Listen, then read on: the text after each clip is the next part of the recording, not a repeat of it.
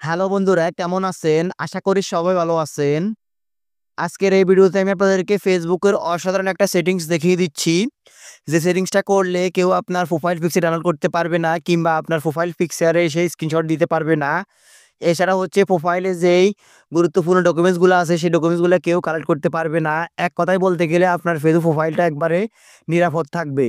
তো আপনারা এই সেটিংসটা কিভাবে করবেন সেটাই দেখিয়ে দিচ্ছি আজকের এই ভিডিওতে।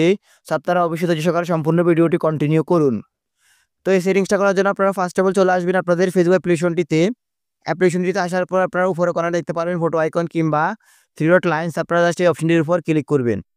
ক্লিক করার পর এখান থেকে হচ্ছে আপনারা আপনাদের প্রোফাইলটির উপর ক্লিক করবেন। ক্লিক করার পর দেখতে পারতেছেন এখানে কিন্তু আপনাদের প্রোফাইলটি চলে এসেছে। সো এখন হচ্ছে এখান থেকে প্রোফাইল পিকচারটির উপর ক্লিক করবেন।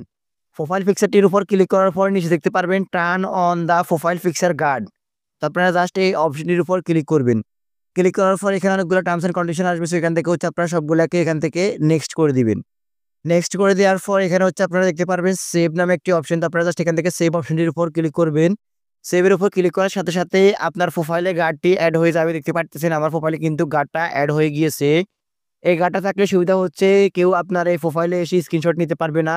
এছাড়া হচ্ছে আপনার প্রোফাইল পিকচারকে কেউ ডাউনলোড করে অন্য জায়গায় আপলোড করতে পারবে না। সো হচ্ছে আপনাকে কোনোভাবে তারা হ্যারাসমেন্ট করতে পারবে না।